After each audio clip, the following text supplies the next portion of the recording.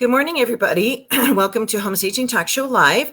I'm Jenny Norris, your host, and I'm excited to be with you this morning. Thank you for tuning in. We are streaming live to two different pages or a page in a group. So please comment and share, but sign your post so I know who you are, because I can't see who's posting the way Facebook has changed things. So please do that when you guys are tuning in. But anyway, happy Wednesday. Today is July 14th. I believe it's our 118th episode. And our special guest today is going to be Karen Mendenhall. So I'm excited to interview her about what's going on with her business. And also, she's one of our featured speakers for our conference coming up in September 24th, 25th, and 26th. In Denver, and she will be talking about occupied home staging, and I'll be sharing a session with Kat Trelinos. Both of them do amazing work, and Karen, of course, has a fabulous business in Charlotte. So excited to be able to hear everything that's going on with her and her life and her business and all that good stuff. So before we do that, as usual, I have some announcements first that we're going to go over. So the first one is, of course, our conference. So our family reunion, staging, IAHSP conference for real estate agents and stagers is happening September 24th, 25th, and 26th. And our theme is SOAR, which can stand for Seek Opportunities and Rise, and then Reach New Heights of Success is sort of the underlying message there about soaring. And those of you that have tuned in previously, you'll know that we came up with this theme based on last year. This word rise kept coming to me about rising above our circumstances and so forth. And to soar means more than just to fly. It means to rise swiftly, to feel the wind slipping before you as you ride it higher and higher. And the current takes you higher and farther. Once you reach that height, it becomes effortless. Soaring suggests exhilaration and even joy, and let your dreams take flight. So I just love that definition. And that's what we want to be doing with our businesses, our lives, our attitudes, and so forth, is to soar and not make things so hard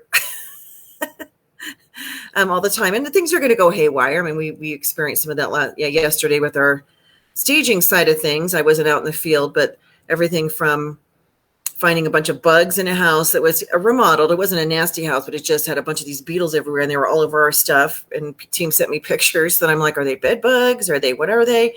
So I had that taken care of. And then 2 alarms went off in houses that we were staging without, we didn't know alarms were even set. And then the window in my truck with the little triangle window in the front spontaneously shattered, according to the guys. So anyway, never a dull moment, but being able to kind of rise above the circumstances and make it so that it doesn't have to be so darn hard. And so our conference is going to be teaching everybody a lot of really valuable information that you need to know to succeed. And we have fabulous speakers that are lined up, of course, to share with you. And our keynote speakers, we bring you 4 for the price of 1. So no other conference brings you the level of speakers that we do at IAHSP. And the reason is because we know that one person may not be a specialist in these different areas that are so important. So Chris Widener, on the top left, he is a author of 22 best-selling books, business motivational speaker. He's one of our keynotes. He'll be wrapping up the conference on Sunday. That will be Chris's session. He has a book called Lasting Impact. And his topic is having a big impact business, and not only for impact for today, but also for what will your impact and legacy be as you grow, and then eventually, possibly, leave the industry at one point, because we're all, going to be doing that hopefully one day, and being able to take a look at that. And, the book is amazing. I've been quoting some of it from during our IAHSP membership calls.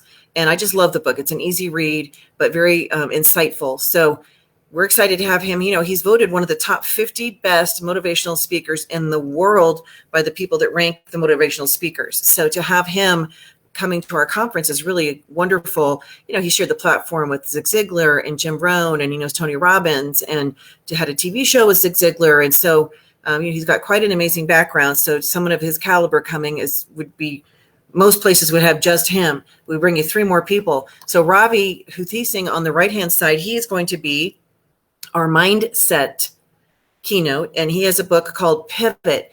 And so it's staying relevant versus redundant. And, he was on the show not too long ago. So hopefully you can watch that segment, kind of catch up on what his mission and, I'll learn more about him.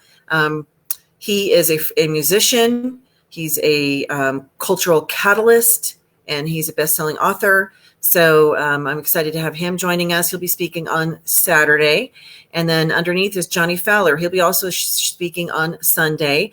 He is our marketing keynote, and our marketing designation that we are issuing is the Sales and Marketing Specialist, IAHSP SMS. And why we chose that, and that was by the leadership committee, leadership team, I should say, because it's important for us to know how to market ourselves and sell ourselves. Sales and marketing is so important. But more than that, how can we have the ability to add value to our clients by helping market them? And so to learn how to do that, how to outsmart the algorithms, Johnny is so knowledgeable. So his session will be one of those that will be applied to the SMS designation. And then lastly, Deshauna Barber, who's on the bottom left. She was our guest last week on the show, and so articulate and talented. So she will be talking about our inspirational keynote, and her story is very inspirational. So those of you that are coming, she'll be speaking on Sunday, and she'll have a really great session. She uses a lot of humor and pulls from her real life situation. So we're looking forward to having her joining us. So those are our keynotes. So then in addition to the keynotes, we also have main stage speakers. These are sessions that will be on the main stage either Saturday or Sunday. And so Joseph Hecker is talking about leveraging networks. So his session is part of the IAHSP SMS. Joanne Leonard Weary as well. She's talking about marketing boss and building a successful marketing strategy for your business. So she will be on, I believe, I want to see, she's on Friday. I should check that. Could be, I'm sorry, Saturday or Sunday. So, and then I will be speaking on, I believe, Saturday. And that is a discovery session. DISC is the operative piece of that word. And it's a DISC, which is the personality profile. All of the attendees will be filling that out. And then we're going to talk about it and talk about the importance of not only understanding ourselves, but being able to understand our clients, and then also being able to market ourselves to particular clients based on personalities and what they need to receive. So it's going to be very exciting. And then John and Stephen on the right and left will be on the Realtor panel with John Reagan at the bottom left. That'll be on Sunday. And so we're going to be talking about what realtors need from stagers, or how stagers can add value to a real estate agent's process. So it's not just, again, about how, respond to phone calls or whatever. It's going to be more about thinking about ways as a stager that we can partner with a realtor and add to their business. And that creates loyalty and a long-term sustained relationship with your key client. And then on the bottom right, Sandra Reyes will be talking about staging and design trends. So it's really important that we stay on top of those as stagers and real estate individuals. So those are the featured main stage people. And then we also have our breakout session. So breakout sessions are here. I love the theme. Breakthroughs happen in the breakouts. So excited to hear all these different people: June Carter, Marianne Cherico, and I feel bad. Who's at the top there? The logo is covering their face. Bridget King. Sorry, Bridget. So Bridget King is actually going to do two sessions. So she's going to be doing one for the advanced level and one for the intermediate. And hers is seven niche services you can develop for your business to add to your income. Marianne will be talking about specifically like marketing yourself to realtors and how to cultivate those relationships. June is talking about productivity and staying organized. Leslie Kramer on the left-hand side, he'll be talking about selling your business and developing exit strategies, whether that's now or down the line. We need to be planning now, because there's certain things that you need to be setting up in your business as far as your how you track things and account for things that will either make or break your ability to successfully sell your business or monetize it when the time comes. And then Karen Mendenhall on the right, she'll be talking about occupied home staging with Kat Trulinos, who's underneath. And then Amy Powers on the left will be talking about soaring above with an attitude of appreciation. And she's basing this on the 5 Love Languages, which I think is such a great book. And those of you that have not ever read that, there's the 5 Love Languages.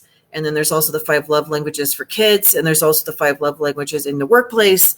So it's a really great approach for understanding how to meet the needs of the people in your lives based on what their hot buttons are, and what their love language is. And so I don't have time to go into it today, but I've read all the books, and it definitely is a different perspective versus just personality assessment.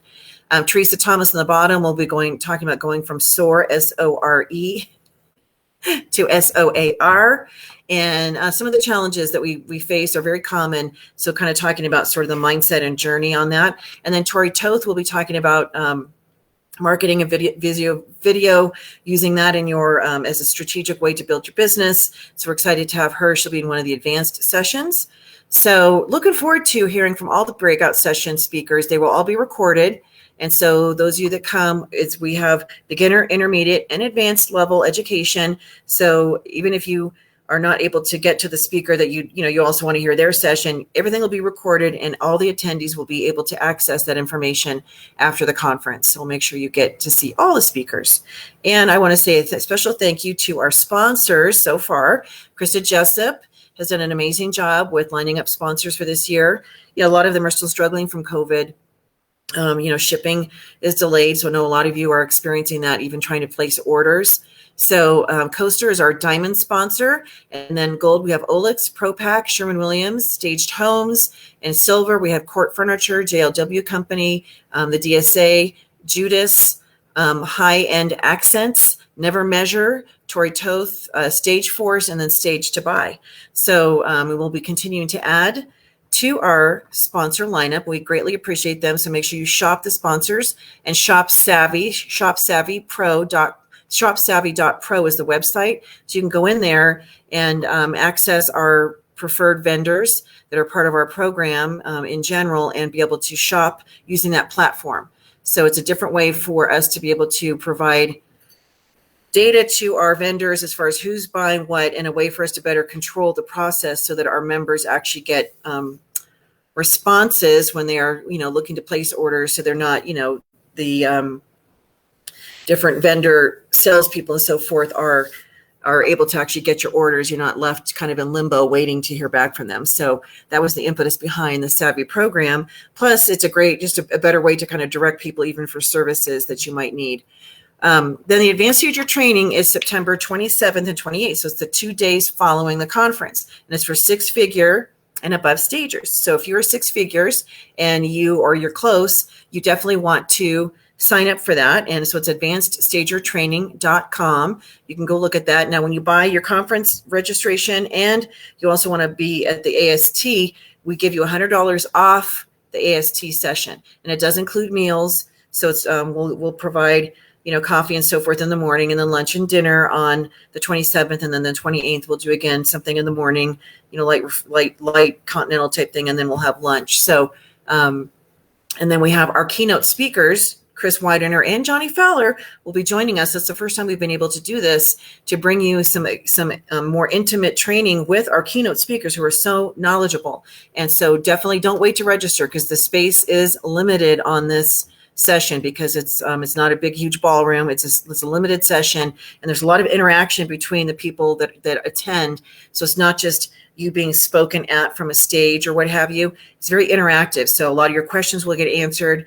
You'll be able to ask about challenges you might be facing and ask about solutions and so forth. And again, 6+ figure business owners, 27th and 28th of September. And these are the speakers we have so far that have agreed to share. So we have Chris Widener and Johnny Fowler, and then Frank Moyer as a financial strategist is the better way to say it, I guess.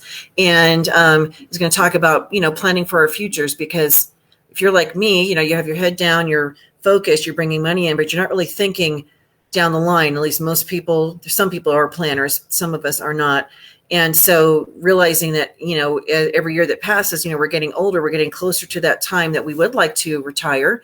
And there's several colleagues that I know that have been able to do that. And I'm going to miss them as far as being part of active in the family, but I'm happy for them that they're able to kind of move on to the next phase. And so you have to start planning for that now. And they have all sorts of strategies to help accomplish that. Plus being able to understand how you can develop income that will help you be able to finance your own business growth. There's vehicles for that. So he's going to cover a lot of really great information, and he's part of the Wealth Store. So financial and wealth strategies. Joseph Hecker will be talking about get out of the box and for marketing and so forth. He's so creative with how he approaches things and really is a connector.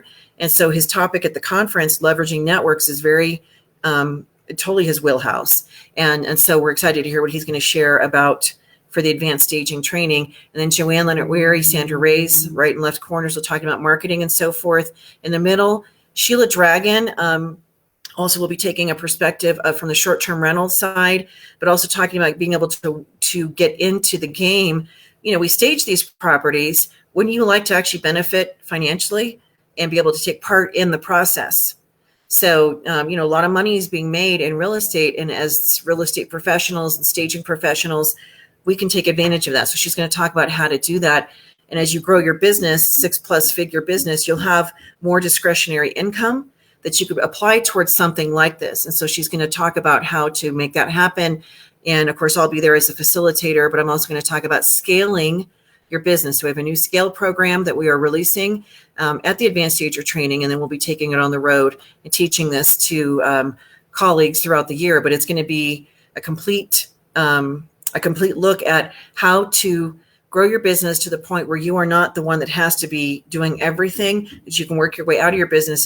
And the only way to do that is to scale it. And so this program will teach how to do that. So we're excited to be releasing that at the advanced stager training. Plus, one of the things I'm going to be talking about is marketing.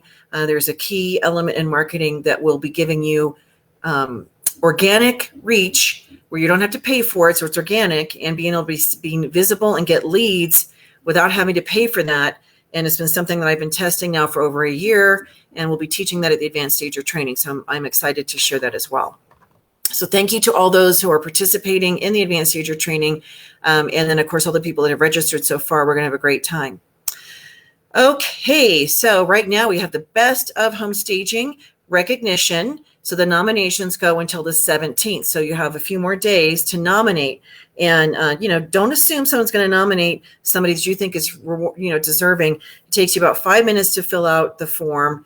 I do ask for a headshot because I'd like to be able to create marketing pieces for people that get the official nominations, the final recognition. But it's not hard to fill out the form. And so bestofhomestaging.com. Bestofhomestaging.com is where you go to fill it out, nominate your colleagues. You can self-nominate.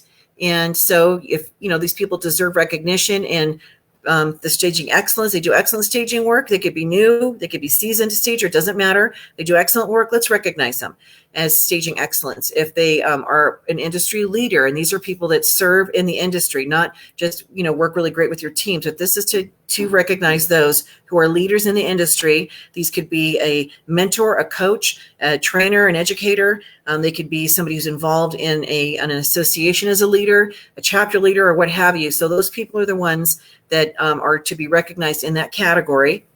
And then client care excellence, those of you that do great work and you have your clients love you and so forth, toot your horn. Let's recognize you for that. So make sure to get those things submitted, bestofhomestaging.com. And those of you that are watching now or come in the future, please don't wait and don't assume someone else is going to nominate somebody you think is deserving. Every year somebody gets left off the list and they write to me and I'm like, I nominate a ton of people myself. So I do that, but it's not up to me to nominate everybody. And so I need your guys' help to make sure that people who deserve recognition get the recognition. And this is global.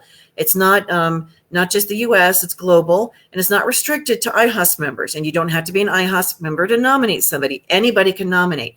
Anybody can be recognized. This is industry wide. So we don't restrict like other groups do. We don't restrict who can be nominated, and we don't restrict who the winners are based on, what group you belong to, whether somebody likes you or doesn't like you. That has nothing to do with being recognized for the public to know that you are qualified. And so this is the only recognition that actually is completely unbiased, completely open to everybody. And it's important because, the reason we have awards, we recognize people, it's not so you and I can glad hand each other as colleagues, right? It's not so I can go, oh, you're such a great stager. No, the reason these are done, it's a marketing thing. It's for the public to know that you're qualified. It's for your clients to know that you do good work. That is the reason why awards are given in any industry. It's to recognize those who have achieved and those who deserve recognition. So that's why we do awards. That's why we do the recognition, is so that that the public is going to be the information will be shared with the public so that they know who's qualified, who should they be working with. That's why awards are given.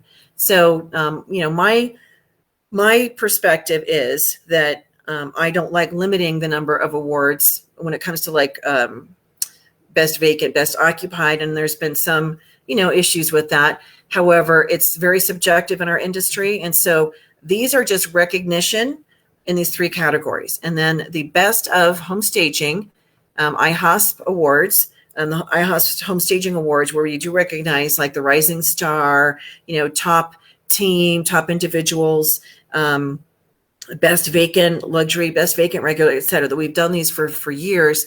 That will start being released at the end of July, first part of August. You'll be able to submit for those awards, which actually you get the trophy and so forth. And those are given at our conference.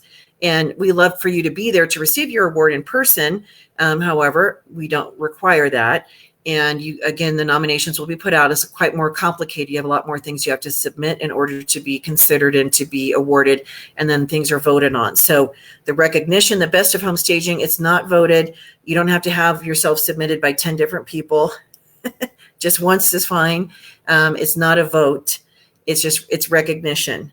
And then the other ones, it will be based on voting. So we're excited for that. As part of our conference, I see, Karen, you're in the studio, so thank you. I'll be bringing you on in just a moment. The Roaring 2021 Great Gatsby Gala. That'll be Sunday, September 26th. This is new as far as the timing of our awards dinner. We always had done it on the first full day of conference. And so this year, we're actually doing it as the wrap-up. And, I was inspired a bit by the people in Europe. The people in Europe, the European Association, or IAHSP Europe, and Stanja Radovinovich does such a great job leading that association, along with Paloma and Verena. They did a big, we had a conference in 2018 in Rome, and then it wrapped up with a party on the top of the building, and you could see the view of Rome and so forth. It was beautiful, just music and light hors d'oeuvres and so forth. So I love that because it was a celebration versus sometimes when we wrapped up the conference, we let everybody go and it's kind of a letdown because it's sort of like, it's over. Now what? So we're going to dance and we're going to have fun. We're going to eat, of course. We'll do our awards and we'll have dancing and music, and you can come in costume. I haven't figured mine out yet, but you don't have to come in costume. But it's encouraged. And so the VIPs, we're going to have a speakeasy, an exclusive speakeasy area, and we're going to have fun. So it'll be a great night. That'll be Sunday night. We wrap up our conference doing that. So, all right. I think that is everything I wanted to share today with you. So thank you for allowing me the time to do that. All right, Miss Karen, are you ready to come in? Yes, she is. I'm good. So we're going to bring you on. There you are. Oh, look at your pretty background. Hi. Hello. I know. I'm so excited for conference to be able to see everybody because I just feel like it's been too long. And so tell everybody who you are just in case they don't know. My name is Karen Mendenhall, and I'm here in Charlotte, North Carolina, which is, I believe, the fastest growing city in the world. I don't know. They say 90 people are moving here a day. Wow. We're building apartments on every corner. It's crazy. It's a wonderful place. And the company that I have the pleasure of running is Stage It Charlotte. And we do all kinds of things, from staging to retail to renovation. You name it, we try to do it. You do it. You don't try, you do it. You do it. We do it. I look like it. You look great. Thank you. I'm looking at myself. You're so tan. I look so like pale. I haven't been out in the sun. That's going to be bad when I go. We're supposed to be going on a houseboat trip and in Lake Powell, so it's really hot. I know it's going to burn. I got to try to get out there. But I feel so like pasty. You look so good.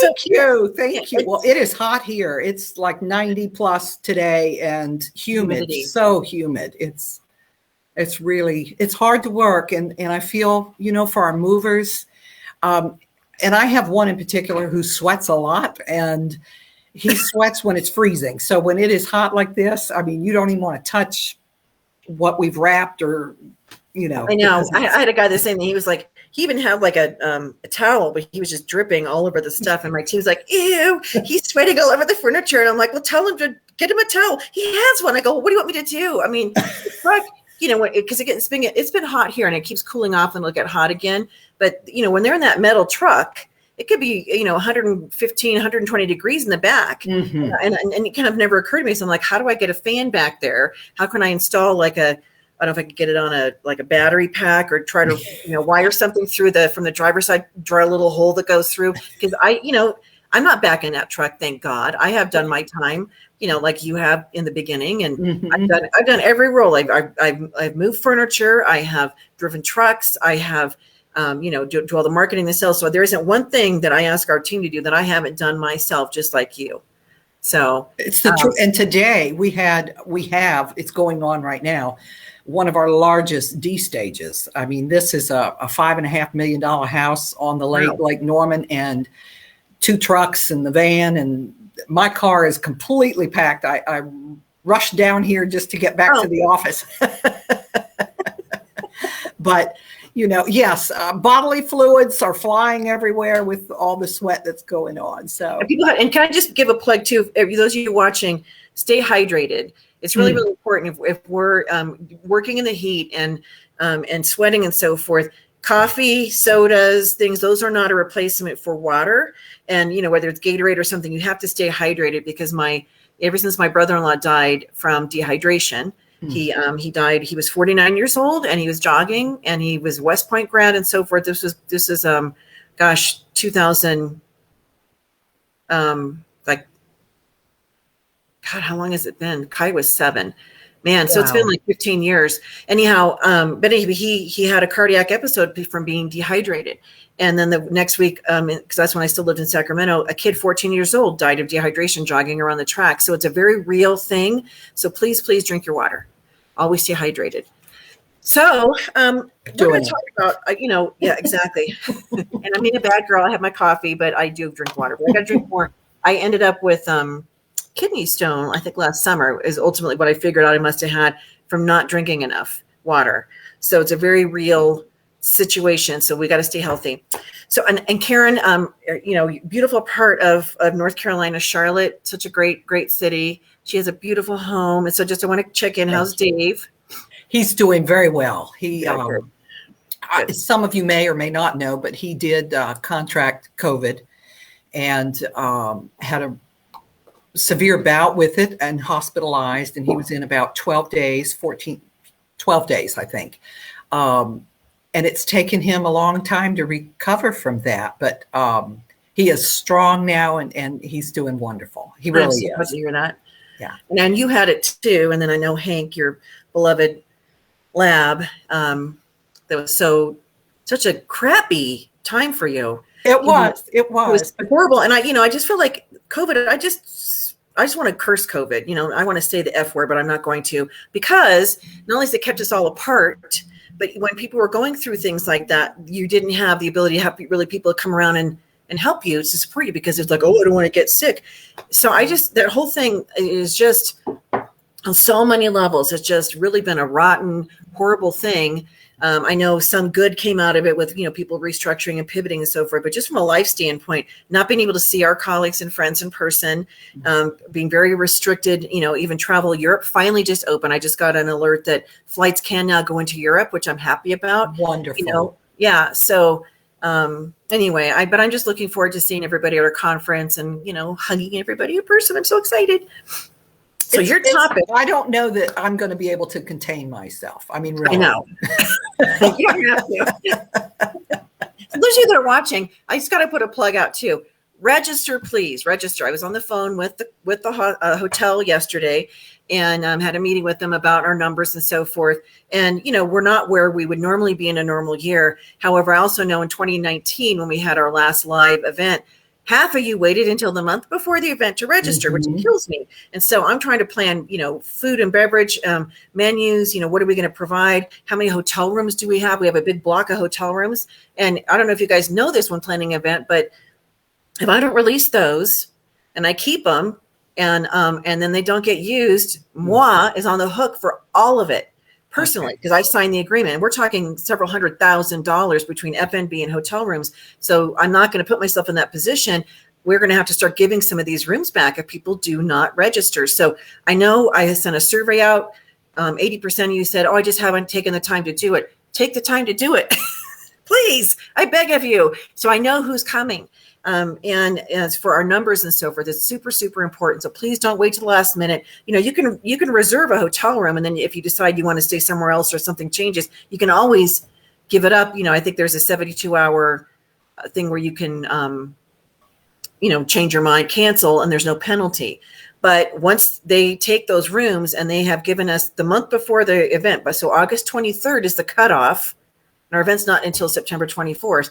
So as of August 23rd, whoever has taken hotel rooms, great. Otherwise, I have to make a decision and say either put them all on my name or give them back the hotel and then allow them to sell them to some other event. So anyway, I'm just imploring you guys to please register, get your registration. You can do a 50-50. There's team rates and so forth. So please, please, please come. We're going to have a great time. So Karen, your topic you chose to speak on was occupied home staging. So why did you want to do that topic? I have found it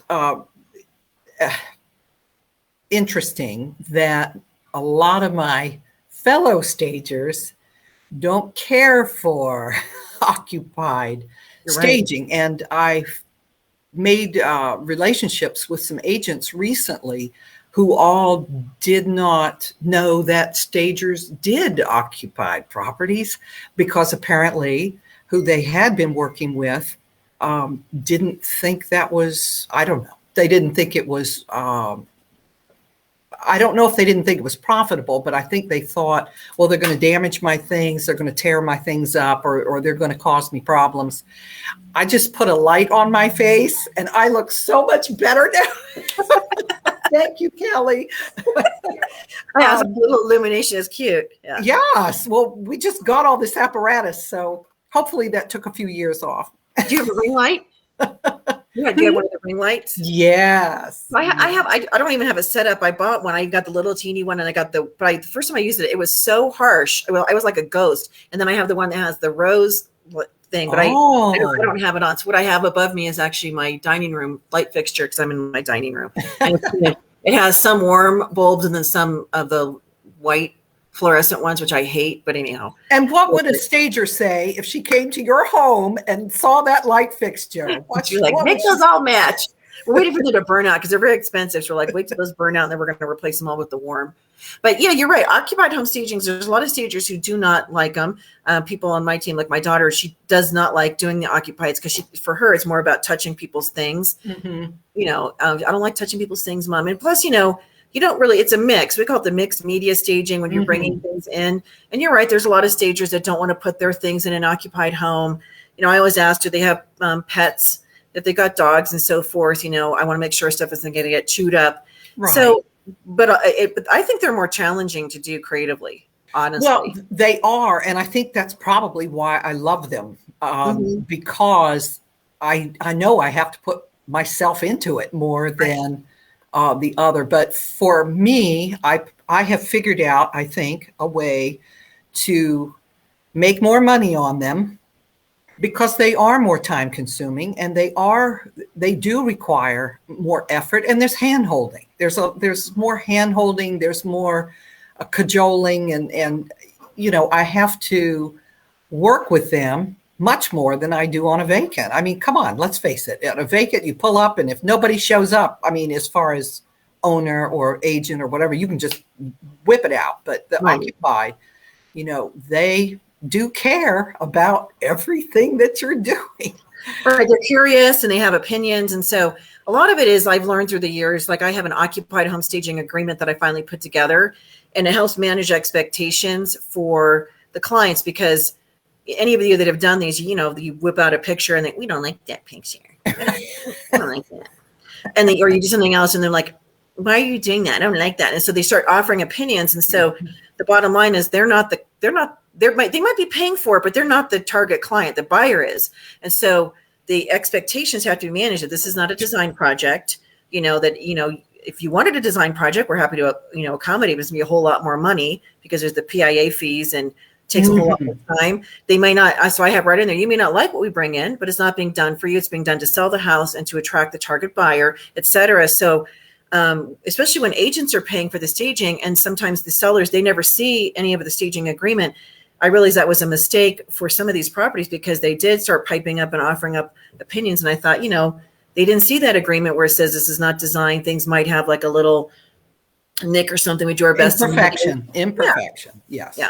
And so I think for that reason, a lot of stagers don't like doing it either. Vacants can be physically more demanding because you're moving all that furniture in, but you're in complete control of the look, everything. So the occupieds, and there's, different types of occupieds. Sometimes it's, you do the consultation, they do their part, you come in, and I just call it a color infusion, artwork, decor. I'm not really bringing any furniture in. And then there's sometimes where it's, maybe they go through a divorce, there's stuff so disgusting, they have to get rid of it. So you have furniture you have to bring in. And how do you find, well, first of all, two questions. One, the tactful way to tell people that their stuff has to go. But secondly, how do you bridge the gap stylistically when they have stuff that might be dated and then you're bringing stuff that's contemporary on trend? How do you bridge that gap? I love you for asking that, because that's the thrill that I get, is trying to match up what we can integrate with their things. And it is a challenge, but I get to stand in the warehouse, which is obviously, it's like the store. So when I can stand in the store and figure out what's going to work with them. But a good example is I went to a condo, uptown Charlotte, probably $500,000 condo. The sofa is purple. So that's not the issue. It could be the issue, but the fact that it has stains all over it and like moldy stains or something. So this gentleman said I had to use it. He wasn't moving it. It wasn't coming out.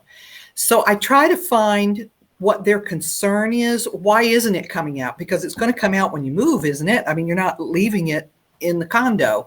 And so it came down to, it was all about, he didn't have anyone to move it. Oh. And if he did move it, he had nowhere to put it until the unit sells.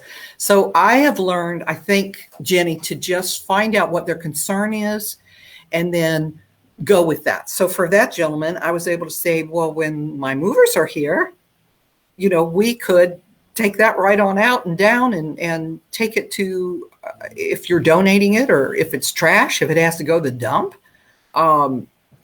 So I try to do that, but with the, back to their furniture, when they have all the oak and I'm sitting here with all the white, it's tough. But with the lamps and the art and the throws and the bedding, I can get it to mesh, get it to blend, get it to do. So again, it's my favorite. I love it. It's the most rewarding to me, simply because when they say, and you've heard it a million times, I did not know I lived in this house. This isn't my house.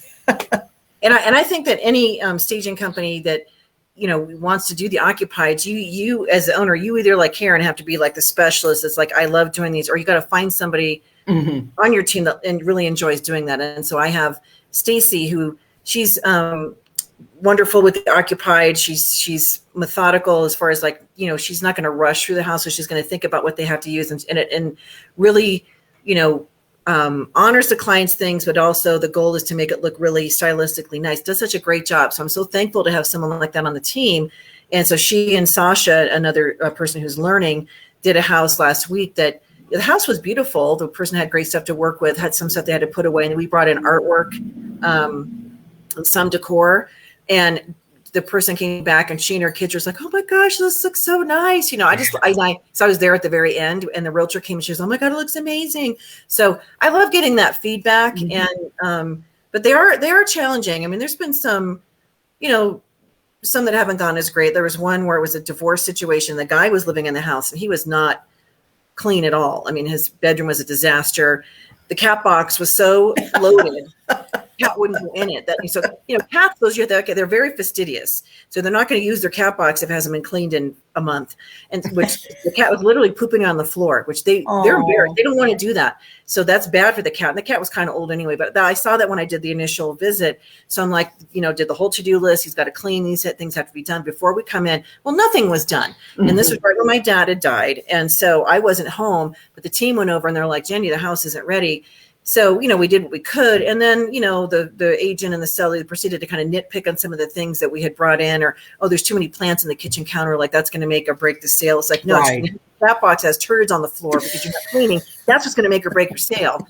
And I was so upset. I put my chairs in that I had just purchased for my house because they're like, we had to add a couple things. And that cat hair was everywhere. And so I just, this is why one of the reasons why the occupied staging agreement came to me, because it's like, don't disrespect our things, and you need to do your part as the homeowner. And so it all goes back to asking the right questions. And if they're not able to do that, we can offer that service. I've packed up boxes. We have taken stuff to storage for a client. It's not my most favorite thing to do, but we'll do what it takes. And it's just about asking what they are able to do in the time frame that they're allotted and manage those expectations. So exactly. And if you don't ask and you don't know, or you don't give them a homework sheet, or they are not aware. I too use, it's probably one of your forms, but we have a form where it says on there, if you are not able to complete these tasks, let us know, because we have not charged for this in the proposal that we've written for your home. So right. If we arrive and this stuff hasn't been done, I need them to be fully aware. There's going to be additional fees or another day, or it may change the whole scope of the entire project. Right. And they have to sign that. So it's made our lives easier once they realize I didn't account for that in the time with the movers, or I didn't account for storing your things and then having to return them on the D-stage date. So storage is becoming a real big service that I don't want to say I'm offering, but as I get more and more into what's happening here, they seem to be okay with me wanting to change things if I can handle the headache part for them. Yeah, and even like, you have clients that are older, if they have to move a lot of big stuff, and the agents are like, I'll say at the consultation, when are you planning to list this property? And I remember we just did one where it was a house that was just loaded with so much floral and the color purple and so forth, and just like had to, thin out, minimize big oak furniture. And the husband really wasn't able to do anything. And so the wife, and they're both like, he's close to 80, so she's got to be 70 something. She's still working. So the realtor's like, we're going to put it on the market in a week. I'm thinking like, ain't no way that's happening, because, they have too much to do. So we actually had to go over, the wife just got completely overwhelmed and her knee was hurting her. So I brought my guys over and moved all this big, heavy oak furniture out of the house. And they had this really cool chair that was from a yoke of like a buffalo or like a cow, like a thing that you would put on a water, like an oxen or a oxen yoke. Okay. Exactly. They had a chair made out of that. And like, this thing weighs so much. It's so heavy. So I didn't try to lift it when I was there at the consultation. I'm like, okay. Well, my mover goes over. He goes, picked up. He's walking up to the garage. Like it was nothing. So, but we do what's needed to help the client. And I think it all kind of circles back to the education part and then asking the right questions. Mm-hmm. So talk just a little bit about, so you have that one, the form that you have them, is you're talking with them, you're asking the right questions, and then you have them sign it. So let's talk about the importance of that piece of it. Why do you have them do that? Because I want them to know, here's a great example. When we do an occupied, and I do honor your possessions, and I put them in the attic like you asked, on the 3rd floor in a crawl space door where my men can't even fit in the hole. It states very plainly that on D-stage date, we're not returning those items to their original position in the house. Well, we got there. These folks demanded that the movers get everything out of the third floor attic, out of the crawl space door, and put it back in the rooms where they belonged. And anyway, so we had to read them where they signed that that was not the case, and that there was a $250 fee to be assessed because I had to pay the movers for the additional time that they were on site that I had never, ever, included in the pricing. But the other thing is, what if they had had another project immediately after that project? Then they would have made the next thing late. I mean, it's so they were in total denial, said they had never seen that, had never signed that. And, you go, voila, here it is. Here's where you initialed it. So we were paid for the funds, but that's why I have them sign it. It's just, they cannot tell me they didn't see it. They cannot tell me they didn't know about it. They cannot do that. They're not going to do that. I find a lot of people, we send agreements out. It's your only protection for your business, whether it's a vacant property or occupied or what have you. And if you don't have people reading it and they're going to sign that, if they can say, well, I didn't know that was in there. Well, you signed the paperwork. So if you didn't bother to read everything on there, I even have people initial some of the special terms. Like right now, one of them is that the property has to be cool. You can't have it. Air conditioning has to be on, or the house vented, because we're not going to be working in the sweltering 90-degree properties. And a lot of the properties here in Denver don't have AC, but they can cool the property down, right? Okay. And so I have people initialing. So if they say, well, I didn't realize that was in there. Well, it was in there and you signed it. So it is enforceable. But I'm amazed how many people don't bother to read the agreements. But it's a legal document, and that's our only protection. Right? Exactly. Yeah. Well, we send it. We use DocuSign all the time. Yep. That's probably one of the greatest tools. Anyway, and I'm so illiterate when it comes to the technical side of things. But anyway, that was one of the best things that we've done. But they have to initial all of it, and they have to sign it, and they have to do all that. So it's good. But protecting yourself, and the other comment I wanted to add, Jenny, is allowing the time for the occupied. If you truly think you're going to go in and out in 2 hours, or you think that's what it's going to be, and it turns into a 6-hour project, well, then you didn't get paid for that. You didn't allow for it. So that's where I just believe if they can't get their homework done that they've agreed they're going to do, well, then that can't be done on staging day. That has to get done a day before or something, because we're not planning on spending 8 hours there when we might be on 2 different projects that day, So everything is about the time and just planning it out. It does take more planning. It does. It does. And there's so many times we've arrived and they aren't ready, and they're like, either house isn't clean, or they haven't, boxes are still everywhere. And it's like, we can't stage with all these things here. They don't understand that the process that we have everything timed out accordingly. And so it's the whole CYA, being able to put in your agreements. If we arrive and the house is not stage ready, there'll be a fee for us, for the inconvenience for coming and not being ready. We'll reschedule your staging. Or we can dig in and help you accomplish that if we have the time to do that. But that's extra money. So I just think it's really important.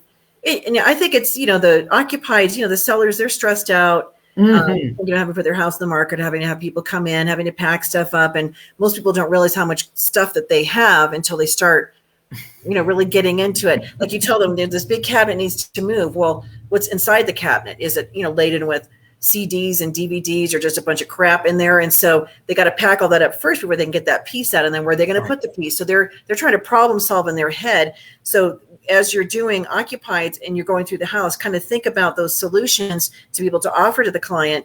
We get a discount on pods, for example. We get 10% off the first month storage and 10% off the delivery. So if you know that, then be able to offer that to the client. Hey, I can save you some money, get a discount. Or if you have smart box, pack rat, units, whatever your container things are, establish relationships with those people on the local level even, and then be able to offer them to your clients, because that's being solution oriented. Because a lot of them, if they're, their garage is packed or they don't have storage areas, that's a big challenge. Where are they going to put their stuff?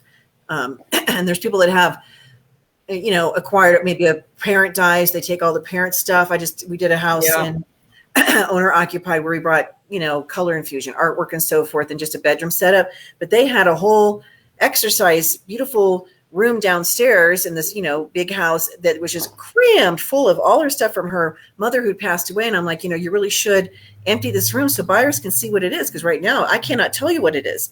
And she didn't. And their house didn't sell as quickly as it could have, but it's like, it would have been really easy for them to just get a storage unit, get something. And it's also, are you taking all of this with you?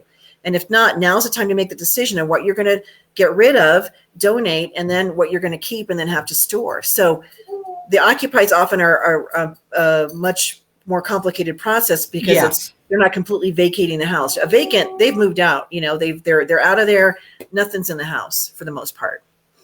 We have a challenge right now with a gentleman who we have a retirement community, where they're 55 and older. It's a Sun City. It's a Del Webb community. So this gentleman purchased another home. He lives in that community, purchased another home in that community only because he was selling his home in Ohio. And the current home in Sun City couldn't hold all the furniture from Ohio. So he calls because we happen to have staged the one he purchased in Sun City.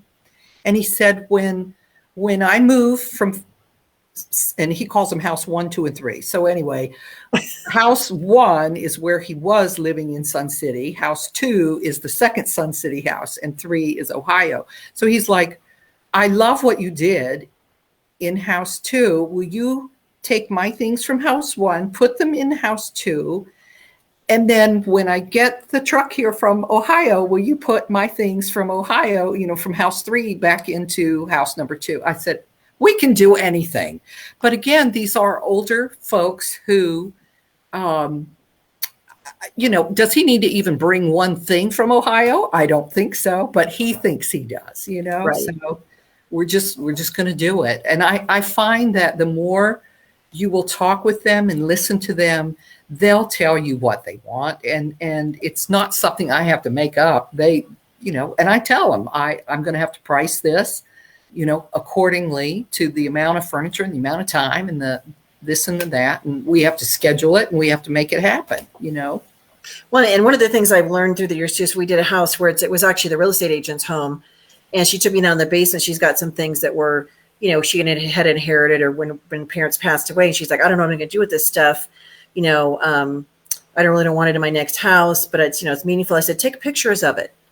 Take pictures of the things that could be, let's say that this was some tchotchke or something that they inherited. It was really important to them, but they don't really have a place for it. So it's like, take a picture of it so you can have it to look at and go, oh yeah, I remember that bird that used to be in mom's kitchen. And I used to love looking at that thing, but you don't actually have to tangibly hold it. A lot of those things that they have, it's the memory that the item elicits. It's not necessarily the actual tangible item that has the value to them, the emotional connection. So when they're able to take pictures of their things and then be able to look at them, they can remember. I don't know if it was you or someone else that had a client that had the old football glove. I don't think that was me, or it could be. I mean, this was like years ago. I remember somebody telling the story where it was a client. There was an older guy, and he used to play football. So it was his old football helmet and whatever the football paraphernalia. And so it's like, well, you're not going to be wearing that helmet around the house, right? I mean, right? You don't need the helmet. You just want to remember yourself when you were young and vital and playing the foot from there. Take a picture of it. You don't actually have to touch and feel it. So that's a trick or a tip for when you're dealing with people that are older that have a house crammed full of stuff. And be able to remember the item, remember the significance of it without having to physically have it present in the house. That's an excellent tip. Excellent tip. It is. Well, the other thing that I wanted to share is that with the occupieds, I think, I just lost my train of thought completely. I'm so sorry. I'm so sorry. But it is all about what services do they need? What else can I do that will get them to not use us just one time, but to keep us in their thoughts. And the thing is, people don't know what we don't tell them. So that guy that wants you, you're not only helping, stage to sell, but you're not going to be doing a staging to live when he moves in, because you let him know that, yes, we can do that service. So stagers list those that you like doing the occupieds. You can take them when they move and help them set up their place, because they love how it looks staged. Like, can you do this in my new place? Can you help me source some new things? Absolutely. And on the other spectrum of the occupieds are the younger people that have moved in and they haven't hung one picture on the wall, or they don't have anything. And so they have some furniture and it's okay. But, it looks like they never fully moved in. And when a house looks like that, a buyer's going to think like they can't afford to be here. They're desperate to sell because they really couldn't afford to move in. And so being able to bring artwork and decor and help them, and it could just be a situation where they were, maybe they're raising their family and their focus has been on that. They just haven't gotten to the whole decorating thing, and now they're moving. I find that quite frequently in our market, at least, that we find clients like that just, or they don't have a flair. And then there's the single guys with all the black and white furniture, all the electronic components. My favorite one was the one that had the giant floor to ceiling poster of Nicki Minaj. That was all. And didn't know why he had to take it down. That's actually in the Facebook group, the private group, the Precious Treasures, a tragic collection of things we find in our clients' houses. I have that on that picture in there, because it was like, whoa. She was like, no, we're talking, she took up the whole wall. And then she was also like in his bed, pictures of her in the bedroom. And so he was a big fan, I guess. But those things are funny. Some of the things you find in your clients' houses, I take pictures of them, and then, it just, we have to have fun when we're, in this industry. Yes. So we do have that private Facebook group, and some of the stuff that's in there just makes me laugh. Like, they really paid money for this. It's shocking. They thought this was actually a good idea. Yeah. It's shocking. It is. Well, I also just spoke with another property owner that's been for sale before and was not successful. Blamed it all on the agent, which I know that is not the case. Not in this market. It's not the agent. So I was asked to go do a consultation for her. And when I arrived, when she answered the door, she said, I just need you to know you're here because I agreed to let you be here, but I'm not doing anything that you have said or going to say. And I said, well, that's quite interesting. Does that mean I just wasted my time driving over here? I mean, do I not matter to you? Does the information I have inside me, you don't think it could benefit you in any way? And so she calmed down just a little bit, but she said, I just think it's ridiculous that someone has to come in my home and tell me whether they like my stuff or not. I said, that's not what this is about. I said, oh my goodness, let me help you through this a little bit. I said, I'm not here for you. I'm here for the guy that can't see. I'm here for all those people. What do you mean they can't see? I said, well, they buy what they see, and they can't imagine why this room is empty, what its purpose is, or what it's for. And over here, the way you have this beautiful sectional pushed away from the television, they might not understand this is one room. They might think this is two different rooms, and they don't want two different rooms. So I'm not here for you. I'm here to help the person that's going to look at this online and the person that's going to walk through these doors get it. And the more I just kept going, the more she, softened up and started backing down a little bit. And then she really, I think at the end, I mean, she hasn't hired me yet. I haven't seen the DocuSign, but I really think she thought it was a case of us putting her down, or putting her things down. And she was very proud of her things, and they're great things. And it is all the oak and all that, but and I will figure out a way to make all that work. Well, the education piece is so important, and a lot of people they're either assuming the sellers know why it has to happen, right, or that they're okay with it, and you are staging for the target buyer. And so the other part of it is like, check her motivation. Do you have to sell? Are you is this something that is going to happen? Because you're going to pack this stuff up anyway. Wouldn't it be great to get some of this already packed up? So when the offer comes in, and if it's a quick close, you're not like panicked. That's another way to get them to pack stuff up. But I love that, switching their perspective, because we're not there to judge and criticize their things. And stagers who haven't taken a class to understand that, how to communicate with the client, and they're using television, because television is all about the critic. It is all about coming in and judging and being mean spirited to the seller as an entertainment value. And I've seen this on too many shows. And that's why the expectation is that, homeowners love their things. We might think they're ugly or tacky or not on trend anymore. But that's not ever dropping out of my mouth. I might think it, but I'm never going to say that. Right? Exactly. There's other ways to phrase it so they understand it's not about them. It's about the target buyer. So I love that. And I'm sure she's going to hire you. You'll do a fabulous job. That'll be a good testimonial, a good example to show the before and afters. And I can't wait for conference, because I know you guys are going to do such a great session, and you're focusing on the income piece of it, how to generate income from the occupieds, because there's a lot of good money in occupies, and you can make a little bit of money bringing a few things in, but you can, when you tackle that project and people go, well, you could do all that. I don't have to be involved. You'll help me move my furniture around. You'll help do these things. And that just is cha-ching. You're adding more money in because it's more labor intensive. They can be very profitable. Extremely. Yes.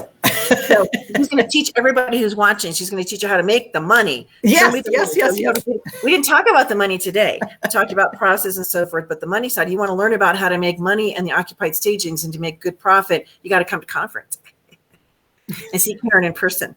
So we are out of time. I can't believe it. It goes so fast. But I love you, and I can't wait to see you. And thank you, everybody, for tuning in. And come see Karen and all our other fabulous, wonderful speakers live in Denver at the end of September. And if you want to find out more about Karen, Stage It Charlotte is her company. And you've been staging a long time, so she's a veteran, seasoned stager. And my bags. Look at mine. Just like the glasses sort of shield it.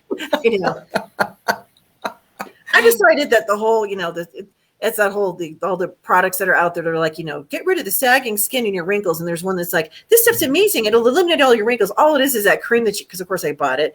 Yeah. you put it on your eyes and it just hardens it. All it is a layer of flesh colored crap that you put on, and your wrinkles are still there. They're just underneath the stuff that maybe they don't show, but that's not like they get rid of them. So I decided that we need to have a more of a thing like honoring women and people of a certain age, that it's okay to have wrinkles and little the wrinkles and stuff. We don't have to go. I feel like as a society we need to do more of that. You're beautiful. Thank you. You are too. Love you too. Love you too. Well, thanks everybody for tuning in. We'll be back next week with another segment. And as always, have a great rest of your week. Bye, everybody.